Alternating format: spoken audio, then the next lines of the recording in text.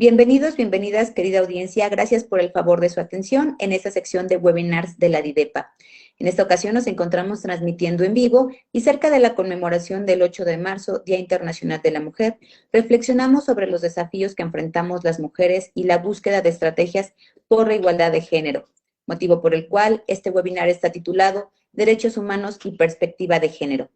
El objetivo de este webinar es fomentar una comprensión profunda y crítica de cómo las desigualdades de género afectan el ejercicio y la promoción de los derechos humanos, proporcionando herramientas para integrar la perspectiva de género en la práctica docente. Contamos con la presencia de la doctora en estudios socioculturales, Anabel Flores Ortega. Bienvenida y gracias por aceptar nuestra invitación, doctora. Bien, buenas tardes a todas y todes.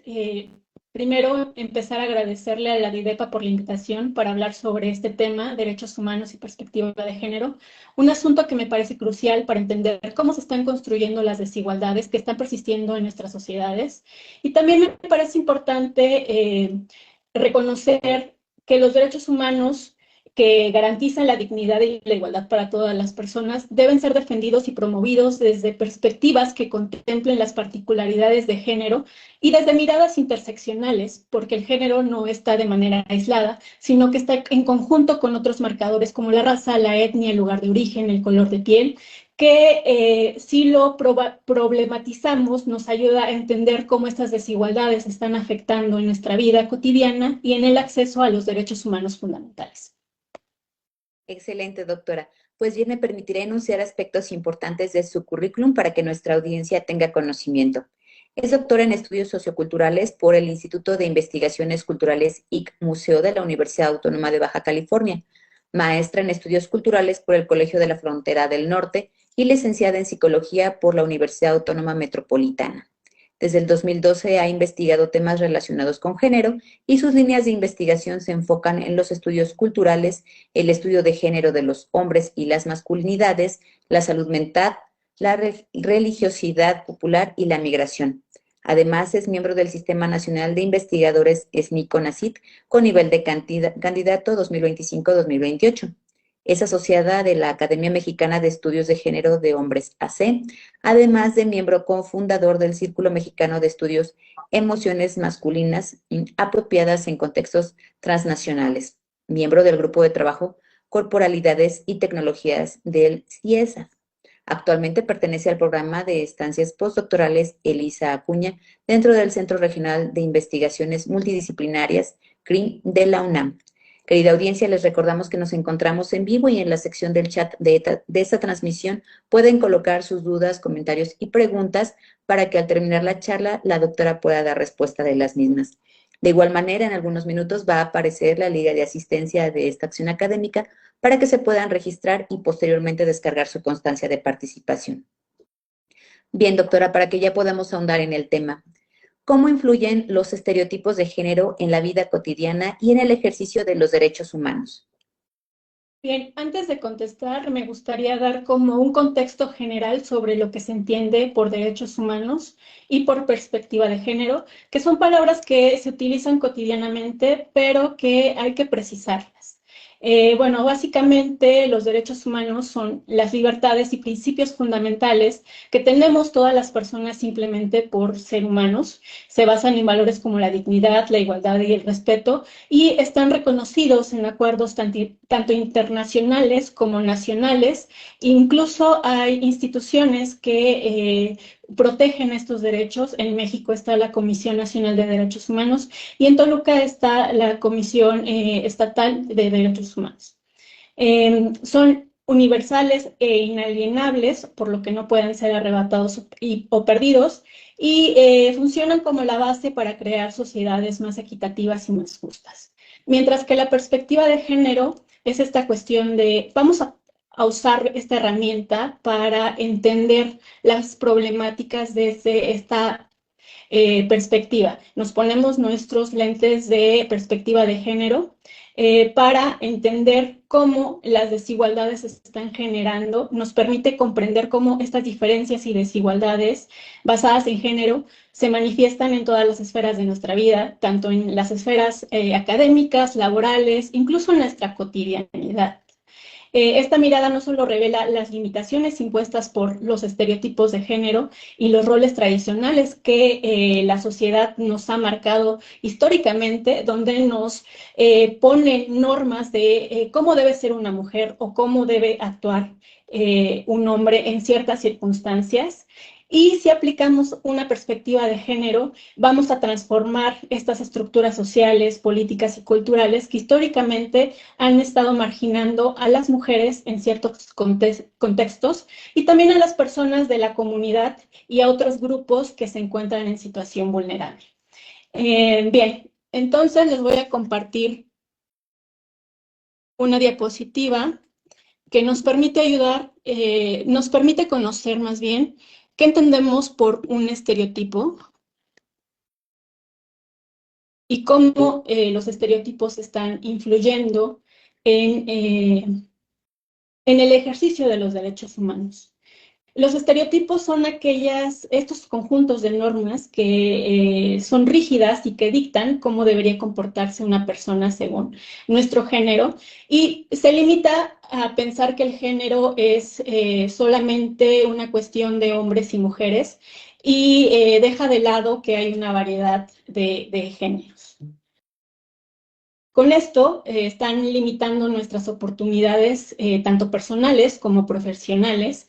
Por ejemplo, pensemos en el ámbito laboral, en la que todavía persiste un estereotipo de que las mujeres están más relacionadas con lo natural, con aquellas cuestiones que tienen que ver con un destino biológico de la maternidad y por lo tanto un destino hacia los cuidados, porque hay un estereotipo de que las mujeres tienden a ser más cuidadosas, a ser más amorosas, por lo cual se van a la esfera de los cuidados, mientras que los varones salen a una esfera pública, porque ellos no tienen esta obligación o este estereotipo relacionado con los cuidados. Podemos ver que existen y que se están creando brechas salariales gracias a estos estereotipos, porque a pesar de que las mujeres tienen la misma formación o experiencia que algunos colegas masculinos, muchas mujeres van a ganar menos debido a estos prejuicios, a estos estereotipos que vienen históricamente arraigados y que, por ejemplo, lo vemos reflejado en lo que está pasando en el Sistema Nacional de Investigadores SNI, donde los que ocupan cargos de SNI 2 y 3 son varones.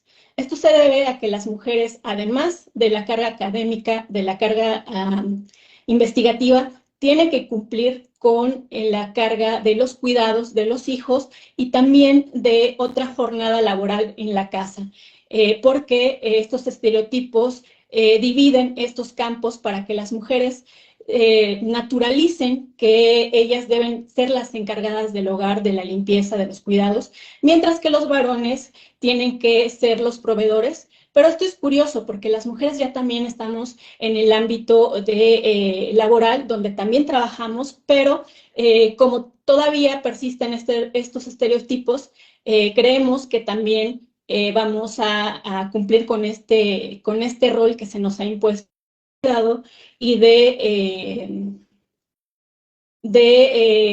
la limpieza doméstica, lo cual ocasionan este tipo de fenómenos como el techo de cristal, que impide que las mujeres accedan a cargos de liderazgo y que va a perpetuar las desigualdades estructurales.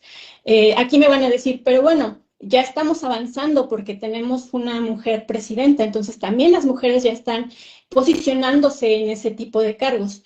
Pero si lo vemos en el trasfondo, en el discurso que está sucediendo, muchos de los comentarios que se han escuchado es como, es que es mujer, no va a tener tanto liderazgo. Incluso un comediante, no recuerdo ahorita su nombre, pero se refirió a ella como que es que ella no debe estar ahí, debe estar en el ámbito o cocinando, ¿no?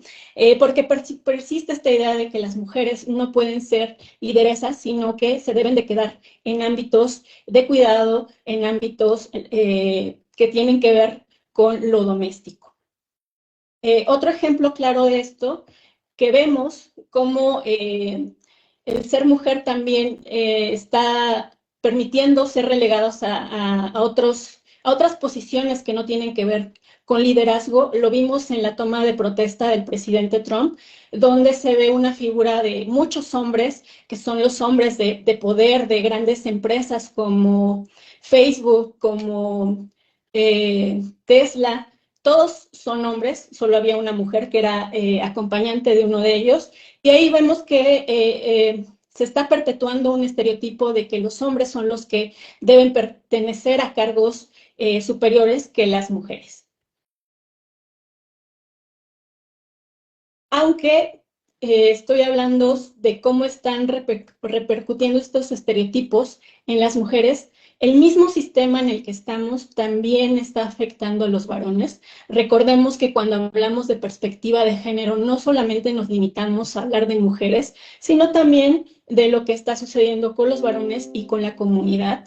Estos estereotipos, sobre todo en comunidades rurales, que es donde estoy trabajando, han perpetuado la idea de que los varones no deben hablar de ciertas cosas como sus emociones, sus sentimientos, incluso cuestiones relacionadas al amor hacia sus hijos, no pueden demostrarlo, al menos que sea bajo el influjo del alcohol, y por eso se está viendo que estos varones en zonas rurales específicamente, que es donde estoy trabajando, consumen alcohol como una manera de liberarse de esa presión de ser un hombre que se contiene, de ser un hombre que no manifiesta algún tipo de vulnerabilidad porque lo posicionaría en un lugar jerárquico inferior, que sería como una deshonra a esta construcción de las masculinidades.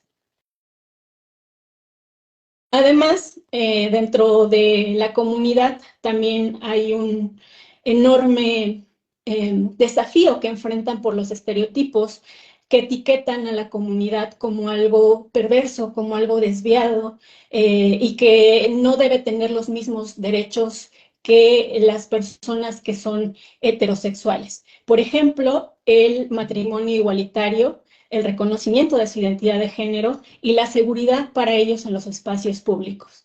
Pienso mucho en estas discusiones que se están dando en Argentina sobre el matrimonio igualitario, donde el mismo presidente está diciendo que no debería existir un matrimonio igualitario porque estas personas son personas perversas que solo quieren cometer actos ilícitos con los niños, y entonces ahí se está perpetuando un estereotipo de que son un peligro, de que son solamente personas que transgreden las normas, pero de una manera perversa, de perversiones, y están atentando con derechos fundamentales como el derecho a amar, incluso, bueno, al matrimonio, pero incluso a manifestar su amor en espacios públicos, ¿no?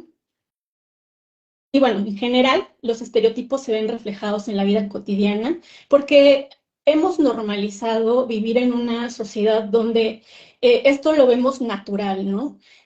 Es natural que yo como mujer, aunque trabaje, voy a mi casa y preparo comida yo no soy casada, pero cuando estoy en mi casa del Estado de México, preparo comida para mi papá, ¿no? Porque tradicionalmente ha sido así, y yo sigo incluso perpetuando ese estereotipo que sigue vigente ahí, que yo sé que de alguna manera ese acto de hacerlo, de decir, bueno, sí, sí voy a preparar la comida, es estar perpetuando este tipo de estereotipos que pues están impactando en el ejercicio de los derechos porque no nos permiten a las mujeres y a las comunidades, incluso a los varones, como ya lo vimos en el caso de los varones que beben o consumen algún tipo de drogas por no poder manifestar sus emociones.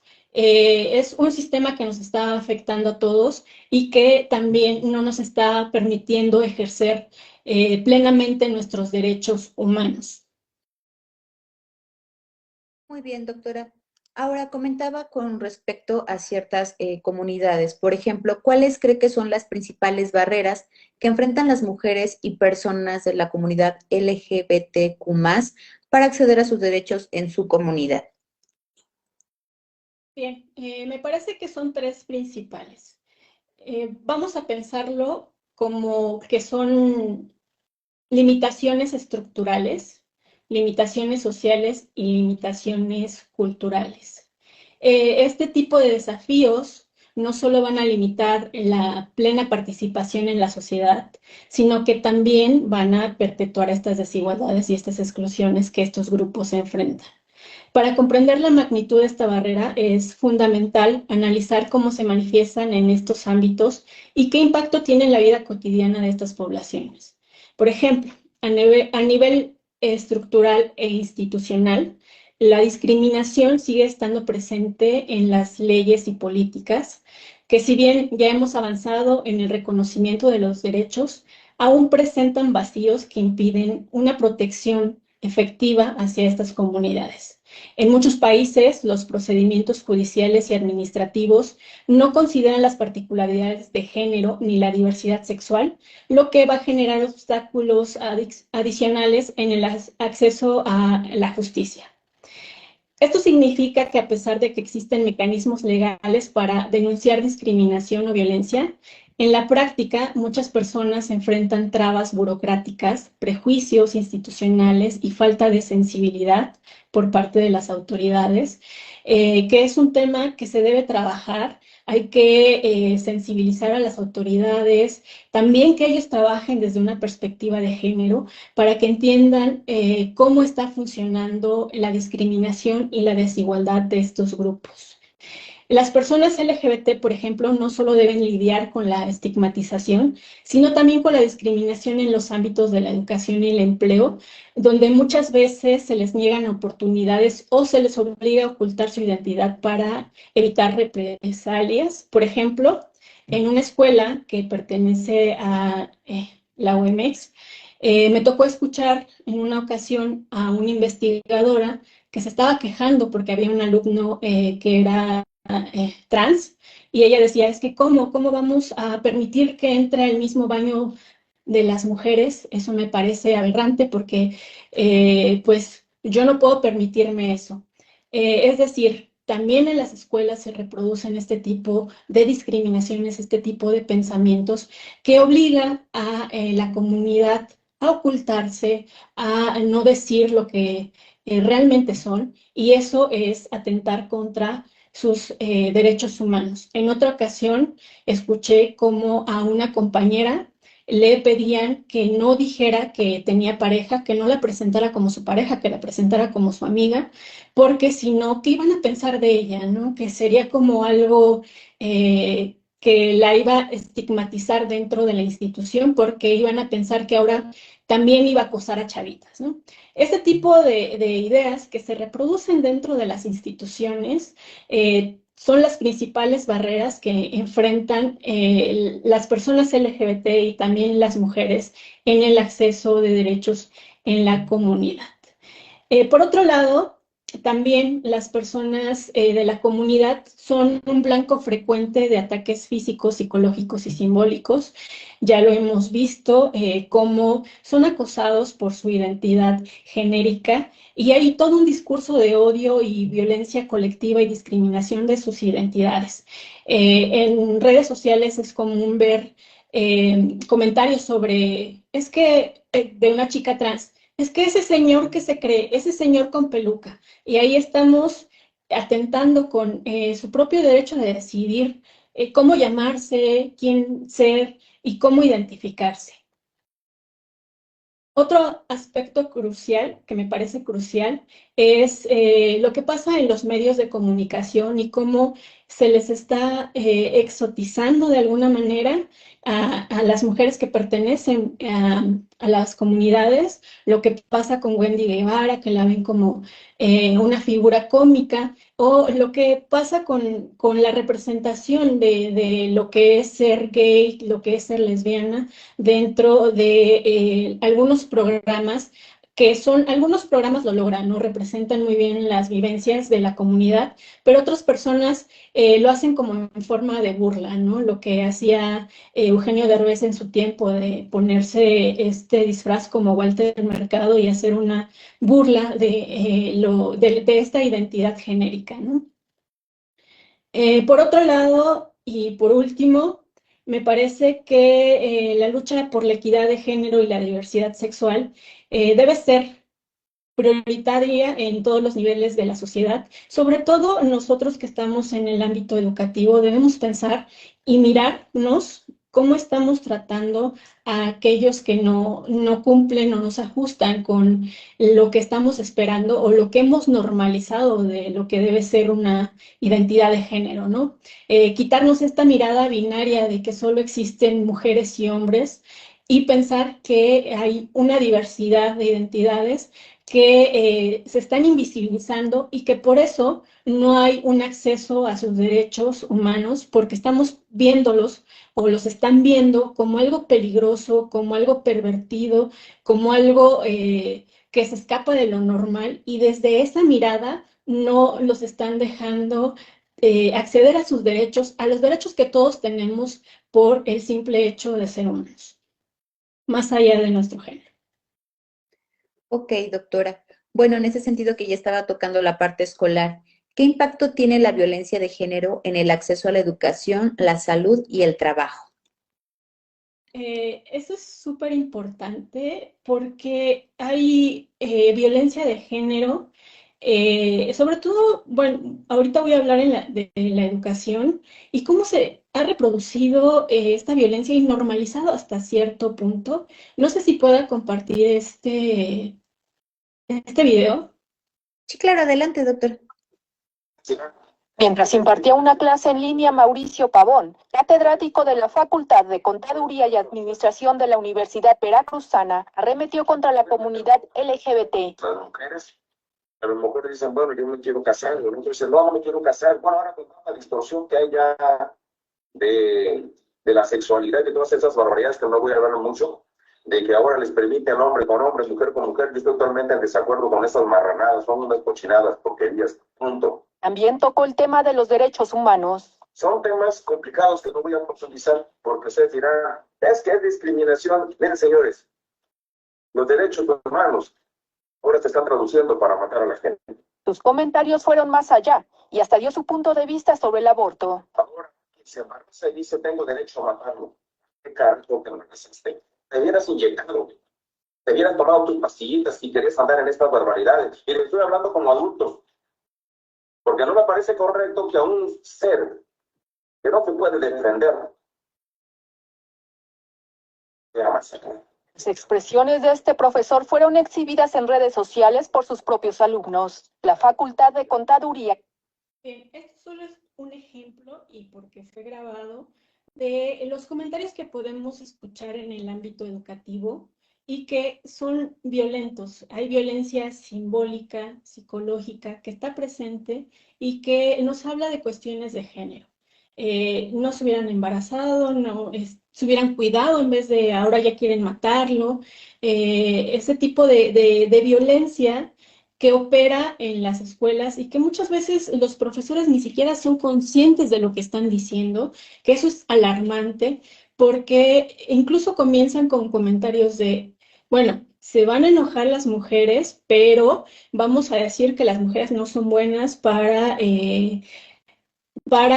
trabajar como ingenieras, ¿no? Que hay un artículo, un trabajo muy interesante, y es un libro de una investigadora de la Universidad Autónoma de Baja California, sobre las experiencias de mujeres en el ámbito masculinizado de las ingenierías, y nos habla de cómo a través de los propios profesores se les impulsa para que dejen las carreras o las ven como, ay, es que tú estás aquí para encontrar marido, ¿no?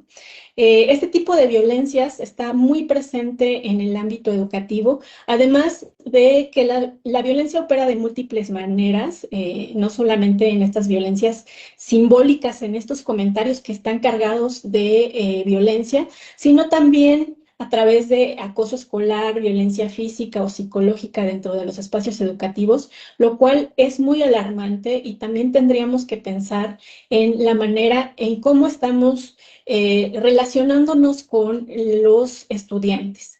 Algunos comentarios de profesores más grandes que yo, que he escuchado dentro de diversos espacios, comentan, es que yo no los entiendo, porque yo soy de generaciones diferentes y en mi generación era distinto, ¿no? Entonces, pues para mí va a ser así siempre, ¿no? Y me parece que verlo desde esa postura es también ser cómplice de estas violencias que están viviendo los jóvenes hoy en día. También es muy común los casos de acoso, sobre todo de la comunidad de varones de las instituciones educativas, por eso se hacen los tendederos el 8 de marzo, donde se manifiesta lo que están viviendo las jóvenes en este sistema educativo. También es importante, ¿qué pasa, no? ¿Qué pasa con eso?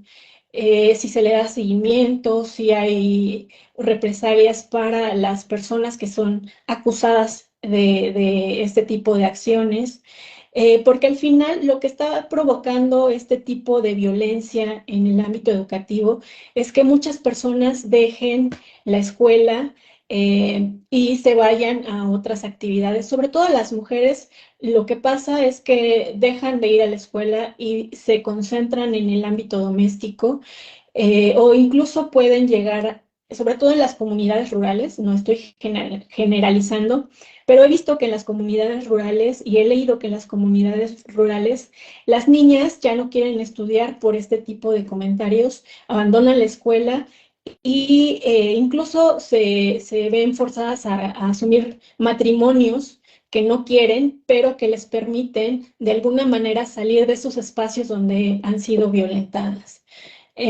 También hemos visto casos de bullying a la comunidad LGBTQ+.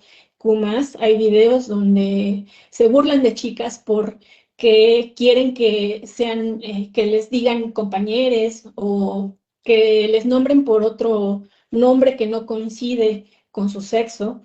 Y eso es una violencia muy notable, un bullying que sufren estas personas y que también repercute en el ámbito de la salud mental de esta comunidad, de las mujeres, pero que en el ámbito escolar no están completamente conscientes de que las palabras impactan mucho, de que los comentarios, este tipo de comentarios, y ya pasando a un grado mayor, violencias de acoso, de hostigamiento, repercuten en que las y algunos estudiantes ya no quieran asistir a la escuela. Mientras que existe para las mujeres otro tipo de violencia, que son las violencias que pueden sufrir en el ámbito doméstico, a pesar de que estamos ya en el 2025, aún hay mujeres que están siendo muy violentadas en sus entornos y que no piden ayuda por una cuestión pues, una cuestión social donde no quieren denunciar a sus parejas por violencia, por maltrato, pero que se debe pensar estos casos con perspectiva de género, porque muchas veces van a denunciar casos de violencia doméstica y lo que sucede es que las autoridades le dicen, ay, pues es que yo no voy a levantar tu denuncia porque seguramente vas a volver con tu agresor, ¿no? Este tipo de cuestiones que se encuentran también presentes en las instituciones judiciales también limitan que las mujeres puedan salir de este círculo de violencia, que no es una manera fácil de lograrlo, pero que sin la ayuda de otras instituciones va a ser todavía más complicado. De hecho, hay notas donde la mujer denuncia, no procede la denuncia y al final termina pasando un feminicidio. Por otro lado, también en el ámbito de la salud existe la violencia obstétrica, que es otra manifestación de la problemática. Hay muchas mujeres que se han quejado por los tratos humillantes o los procedimientos sin su consentimiento. En la zona en la que trabajo, que es en el oriente del Estado de México, Las chicas me han comentado que los médicos les dicen, es que ya te puse el implante porque ya no quiero que tengas hijos, como si ellos tuvieran como si ellos tuvieran la decisión de sus cuerpos, ¿no? Y lo que pasa con el aborto y lo que pasa, eso es un tipo de violencia que está presente. Si quieren leer más de violencia obstétrica, les recomiendo el trabajo de una chica de la UABC, se me fue el nombre ahorita, pero si lo recuerdo se los digo, que ella habla de las cuestiones que pareciera que son tan normales que uno va al obstetra y pues lo normaliza, ¿no? El decir es que con cuántas parejas has estado y te juzgan y ese tipo de violencia que está presente y uno lo va normalizando, ¿no? Y bueno, finalmente considero que la falta del acceso a la educación por este tipo de violencias, tanto el acoso, tanto las burlas que se reciben, o este tipo de comentarios que pareciera, este señor parece que lo hace de una manera que está bromeando y que es el profesor cool, pero en realidad lo que está haciendo es violentar a muchas comunidades vulnerables dentro de los espacios de trabajo. También en el acceso a la salud, donde las mujeres pues tienen miedo de ir con los médicos al chequeo ginecológico porque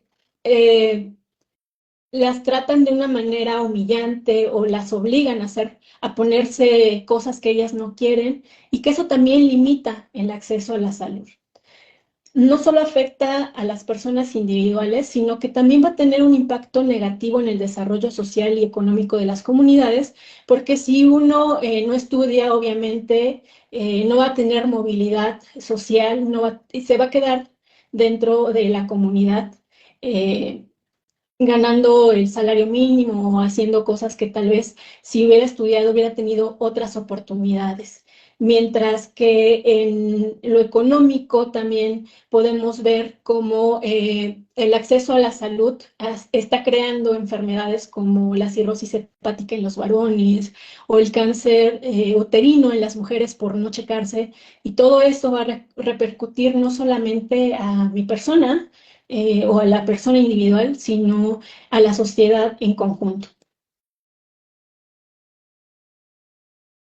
Muy bien, doctora. Bueno, ya ahora que estamos hablando con los jóvenes, ¿de qué manera las redes sociales pueden ayudar o perjudicar, según el caso, la lucha por la igualdad de género y los derechos humanos?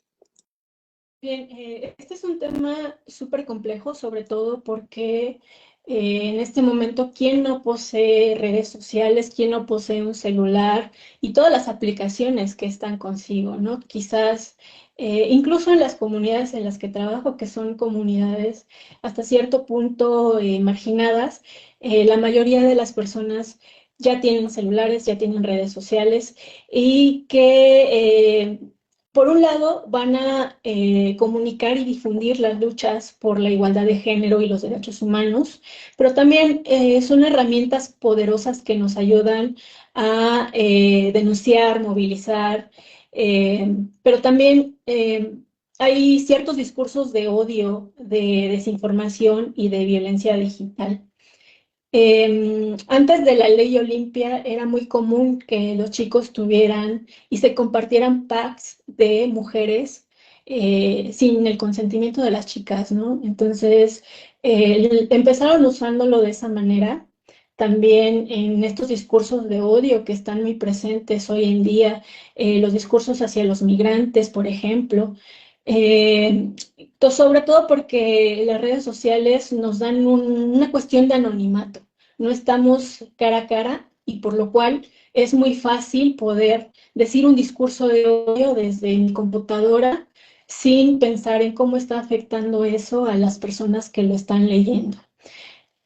Es complejo, es contradictorio, ya que por un lado están todos estos discursos de odio que la gente se aprovecha de este anonimato para hacerlo. También estos videos que surgen como de los creadores de contenido, como el Temach u otros que van por la misma línea, con estas cuestiones que solo reproducen el machismo.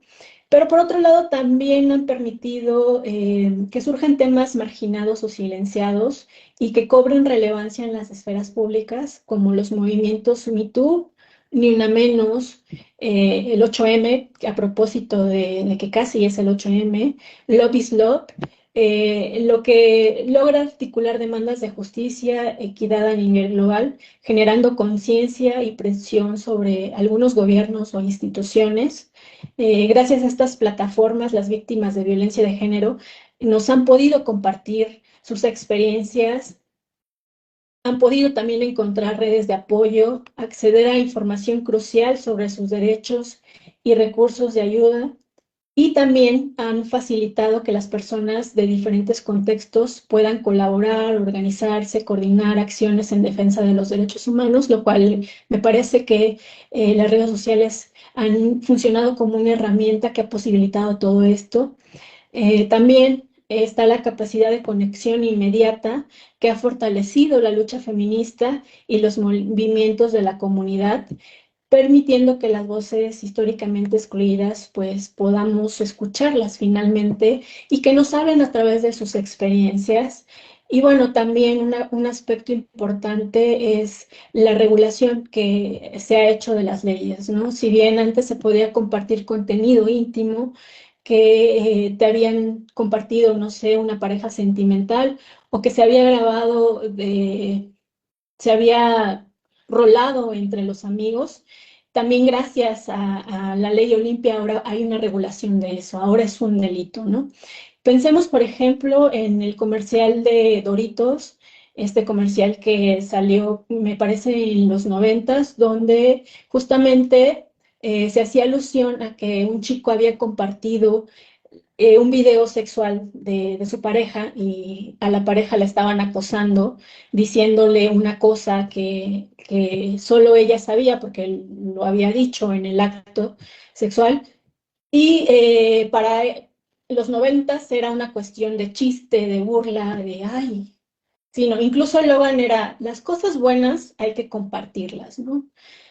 Lo normalizaron, lo normalizamos hasta cierto punto, pero gracias a todas estas luchas y esta visibilización que han tenido las redes sociales, hemos permitido que se generen marcos para que este tipo de contenido, sin el consentimiento de la otra persona, sea un delito. Um, y bueno, por último, me parece que habría que pensar en la regulación. Si es que existen otro tipo de cuestiones, se habla de libertad de expresión, pero dentro de esa libertad hay muchos discursos de odio que van hacia la comunidad, como este tipo de cuestiones que les comentaba, ¿no? Ese hombre con peluca, ¿por qué está pidiendo derechos? O es que no pueden adoptar las personas del mismo sexo porque seguro quieren a los niños para algún acto degenerado, o los migrantes deben irse a casa porque no es su país.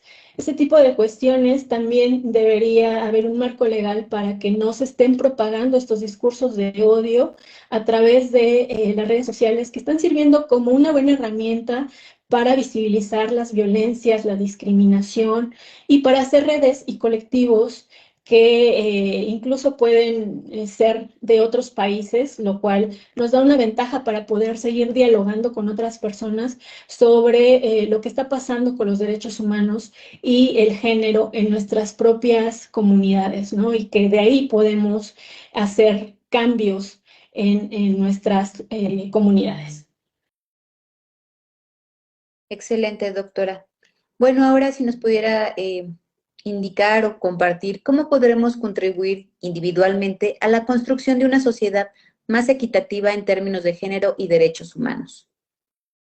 Bien, aunque claro que podemos hacer cosas individuales, hay que pensar también en lo colectivo. A menudo pensamos que el cambio debe venir únicamente de las leyes, las instituciones o los movimientos sociales, que son los que deben como contribuir a la construcción de una sociedad más justa.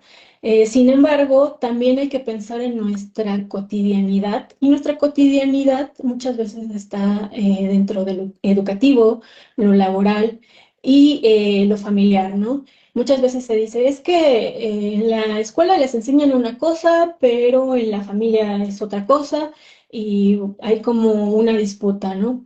Pero si juntamos todas esas esferas, partiendo de esas esferas y de nuestra propia cotidianidad, podemos tomar decisiones y pensar, realmente posicionarnos y decir, a ver, ¿cuáles son las desigualdades que nos están rodeando? Y a realizar acciones concretas, ¿no? Posicionarnos realmente y decir, a ver, yo como mujer que viene de una zona rural, pero que también ha tenido el acceso a becas, a financiamiento para investigación, que ahora se encuentra en otra posición, ¿qué acción concreta puedo hacer para contribuir individualmente a una sociedad más equitativa? Me parece que uno de los primeros pasos para contribuir a esta sociedad es la educación que no solo aprendemos en la escuela o en las universidades, sino es una educación que se da a través de la socialización constante, a través de la reflexión sobre nuestras propias creencias y actitudes en torno al género y los derechos humanos. Esto es importante porque pareciera que hay un orden de género, un orden sexogenérico, en el cual estamos todas, todos, todes inmersos, y que lo creemos como natural, ¿no? Es que así deben ser las cosas, es que las mujeres no somos buenas para las ingenierías, es que las mujeres debemos trabajar, pero también debemos cuidar a los hijos, ¿no? Y por lo tanto, los varones pues no se meten en esa esfera porque hemos naturalizado esas creencias. También implica reconocer nuestros privilegios para que podamos entender cómo se cruzan otras formas de opresión y desaprender los prejuicios que hemos interiorizado. Esto es importante porque a veces no nos damos cuenta de que estamos hablando desde un lugar privilegiado, ¿no? Eh, ya tener el derecho de ser académicas o de haber estudiado una licenciatura nos posiciona en un lugar jerárquico que a veces nos permite contribuir a la desigualdad social, ¿no? Y tenemos discursos como que, ay, pues esa ni siquiera estudió, ¿cómo voy a hacerle caso si ni siquiera terminó la preparatoria, ¿no? Por ejemplo. Sin embargo, leer, escuchar voces diversas y estar dispuestos a cambiar de opinión cuando enfrentamos nuevas perspectivas que difieren mucho de nuestros pensamientos o de nuestros marcos en los que nos estamos construyendo, es esencial para el crecimiento personal y social. Otro aspecto que me parece clave es la forma en cómo nos estamos relacionando con quienes nos rodean, porque la equidad se va a construir en la cotidianidad, no es algo que se dé de manera espontánea, sino que es a través de un ejercicio constante de estar conviviendo con diversas personas en diversos contextos. Es la manera en la que estamos tratando a nuestras amistades, a nuestras parejas, a nuestros colegas, a nuestros estudiantes, y que implica respetar las identidades y expresiones de género. Muchas veces cuando estamos con un amigo que es de la comunidad, podemos estarnos burlando o incluso haciéndole bullying, que también pasa como un acto de violencia simbólica en la que estamos inmersos y que a veces ni siquiera nos damos cuenta. Además, significa no tolerar comentarios o actitudes sexistas o racistas, homofóbicos o transfóbicos, y estar dispuestos a intervenir cuando presenciamos situaciones de discriminación y violencia. Esto es importante porque en el ámbito académico, como les comentaba, se están perpetuando este tipo de discursos que vienen a lo mejor de personas que son o que piensan que son de otra época, porque todos estamos en la misma época, pero también intentar dialogar con estas personas y decir, bueno, es que el decir que eres de una época distinta no es una justificación para pasar encima del derecho humano de esta persona o para poder discriminar a un alumno por ser diferente. Otra cuestión importante es el activismo, también es una herramienta poderosa para el cambio y este no siempre no es algo que implica simplemente marchar a las calles o formar parte de organizaciones.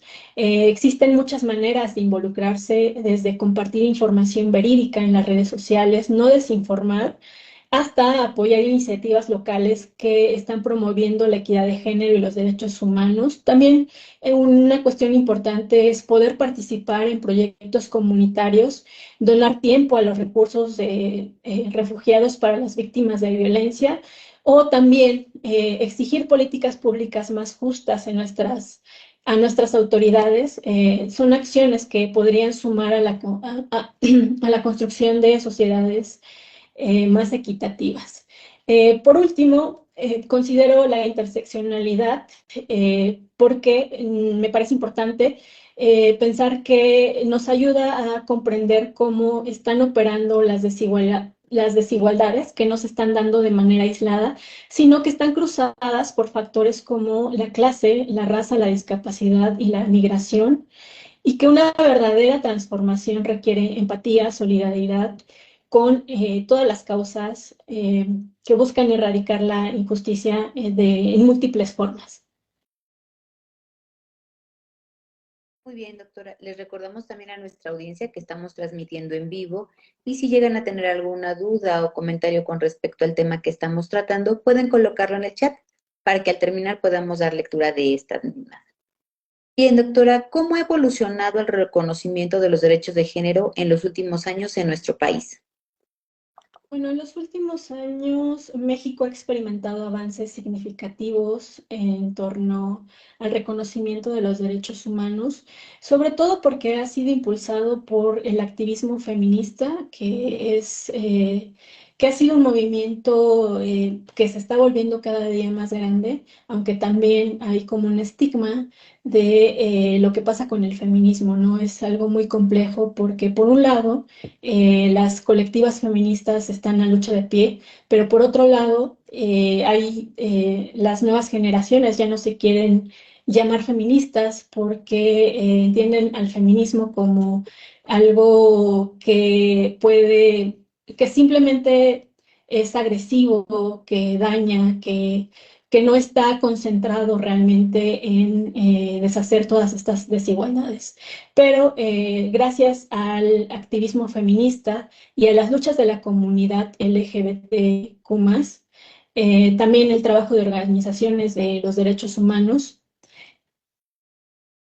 perdón, y el compromiso de algunas instituciones estatales con la equidad han permitido que haya una evolución en el reconocimiento de los derechos humanos en el país.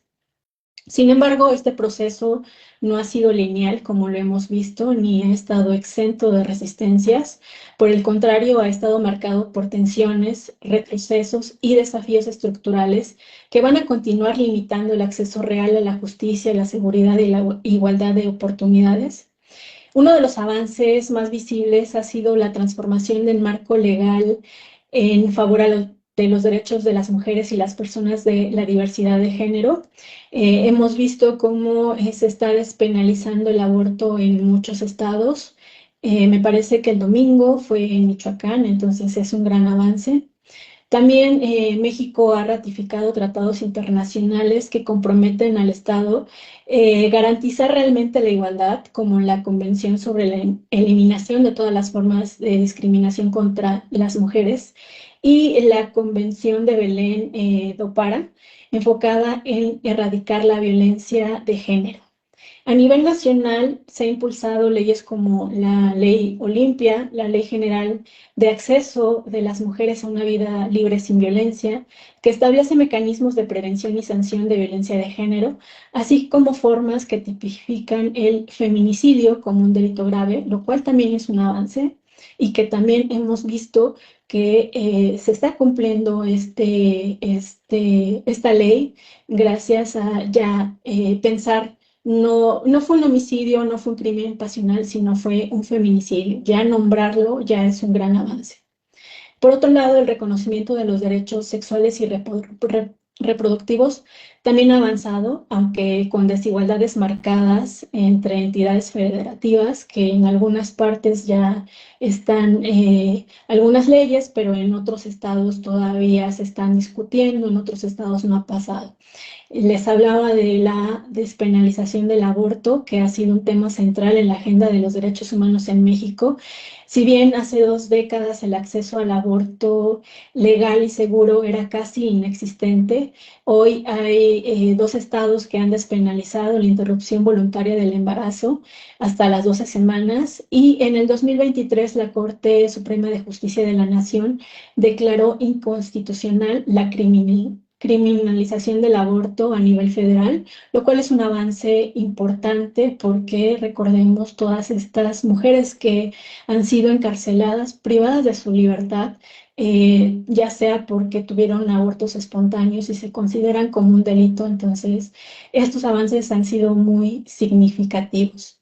Sin embargo, en muchos estados las barreras normativas, médicas y socioculturales siguen dificultando el acceso a estos derechos, particularmente para las mujeres en condiciones de vulnerabilidad. Recuerden esta mirada de género, pero también mirada interseccional. No es lo mismo estar en el Estado de México, en la Ciudad de México, y querer abortar y poder hacerlo porque hay clínicas, que estar en Oaxaca, me parece, eh, donde todavía está criminalizado ese delito, o las mujeres indígenas que no tienen ni siquiera la posibilidad de pensar en ello. La lucha contra la violencia de género ha ganado mayor visibilidad en gran parte al activismo feminista y al movimiento que ya se mencionó como el Me Too y también el Ni Una Menos, que han denunciado la impunidad y la negligencia institucional de los casos de violencia machista.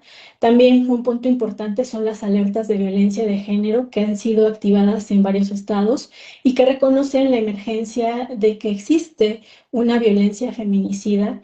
Por el simple hecho de ser mujeres ya no podemos transitar por calles seguras, pero gracias a este tipo de herramientas podemos sentir un poco más de tranquilidad. En cuanto a los derechos de las personas LGBTQ+ en México, ha avanzado notablemente el reconocimiento del matrimonio igualitario, también el reconocimiento de la identidad de género.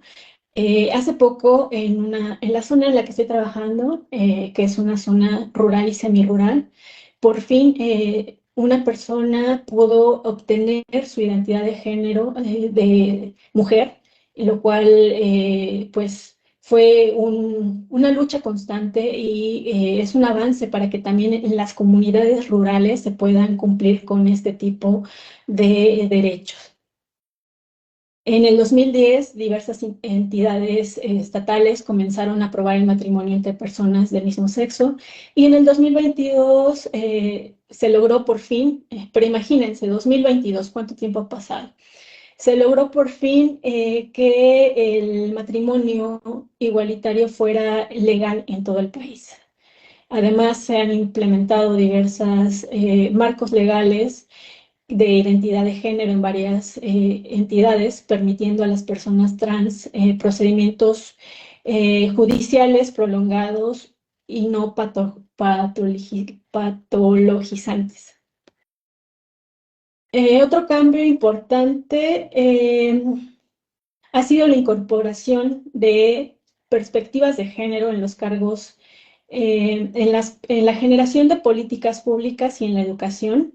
Existe una paridad de género en los cargos de elección popular, lo cual ha sido un avance destacado, permitiendo mayor representación de mujeres en espacios de poder, y también bueno, esto ha permitido que las mujeres ya no solo estén en las esferas domésticas, sino que también ya ocupen cargos de poder.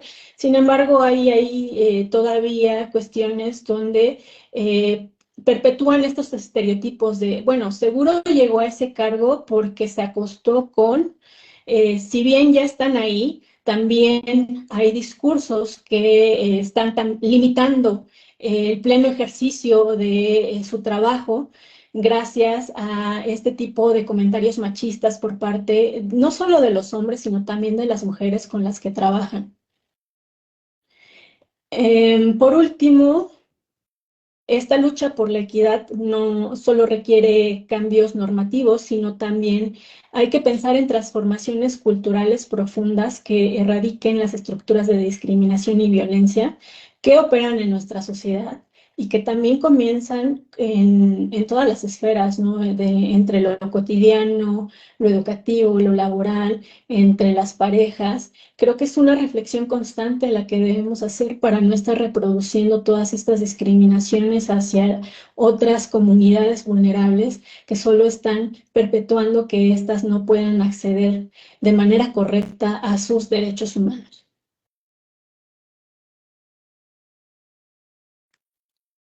Ok, doctora. Bueno, por cuestión de tiempo vamos a abordar solamente una pregunta más, también para tener oportunidad de dar lectura a las preguntas de nuestra audiencia. Y al término de esta pregunta, si nos pudiera compartir sus comentarios finales. Bien, ¿cómo se puede sensibilizar a sectores más resistentes a la igualdad de género? Esto es muy interesante porque justo se está viendo que hay todo un grupo de instituciones, personas, discursos conservadores que están retrocediendo a lo que ya hemos ganado.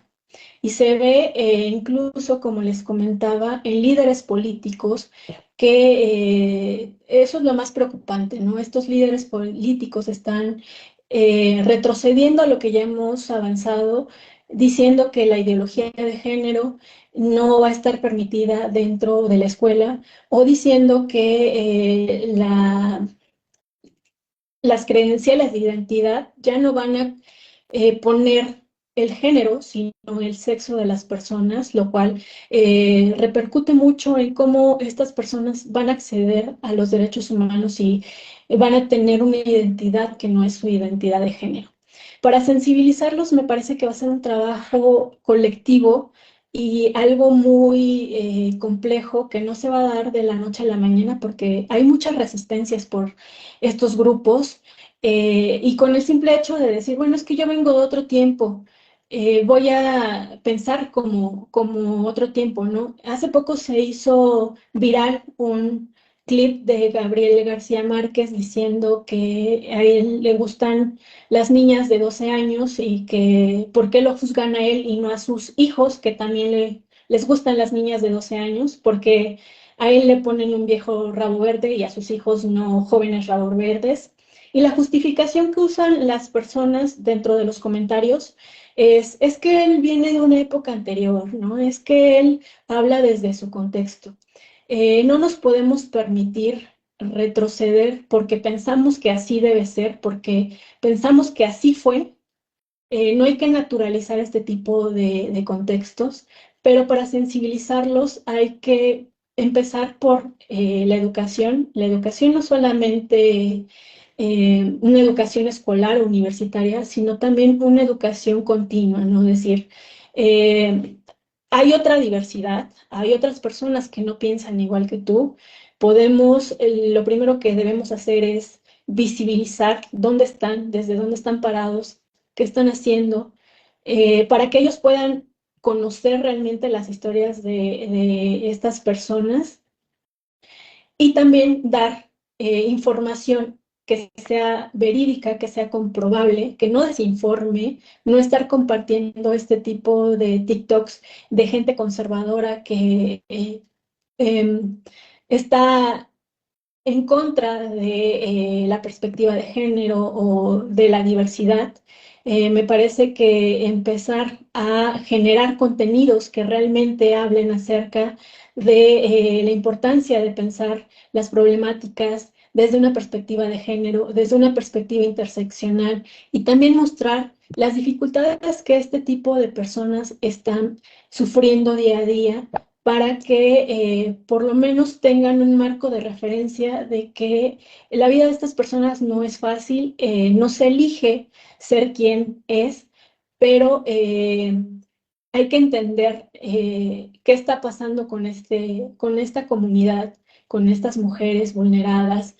Por eso les decía la importancia de una mirada interseccional para entender que no todos vamos a sufrir las mismas desigualdades, que van a depender mucho de otras cosas como nuestra raza, nuestra etnia, nuestro color de piel, nuestro lugar de origen. Y creo que a partir de reconocer el privilegio que ellos están teniendo, estos grupos que están teniendo, me parece importante que ellos también empiecen a reflexionar desde dónde están hablando, por qué están hablando así y por qué no están reconociendo las otras diversidades que existen. Y creo que otra estrategia importante es las campañas que se están haciendo de sensibilización, sobre todo en redes sociales, que ahorita es algo que todos tenemos acceso, que pueden ser virales estas campañas y que tienen el poder de construir realidades sociales, otro tipo de realidades. No es un ejercicio fácil, porque realmente hay personas que son muy conservadoras y que no quieren replantearse su postura. E incluso en la academia hay varones, mujeres también, que no están interesadas por tener una perspectiva de género, pero me parece importante que a través de campañas, a través de materiales visuales, a través de videos, se pueda compartir este tipo de experiencias y este tipo de información para que realmente ellos comiencen a reflexionar sobre su propia postura y que esto permita entender por qué están discriminando y por qué están surgiendo estas desigualdades sociales y estas brechas en todos los ámbitos en los que nos desenvolvemos. Muchas gracias, doctora. Bueno, no sé si nos guste regalar algunas conclusiones o comentario adicional para cerrar nuestro tema, por favor. Sí, un comentario adicional. Creo que siempre que pensemos en derechos humanos, no debemos desvincularlo de las cuestiones de género y de las cuestiones interseccionales que interpelan el género.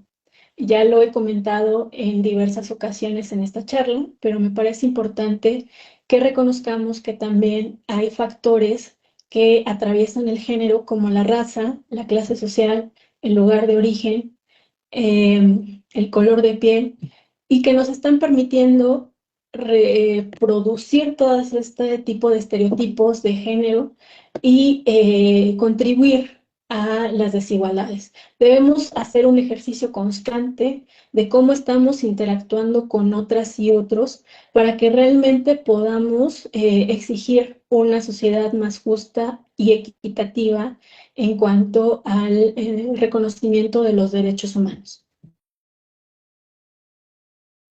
Muy bien, doctora.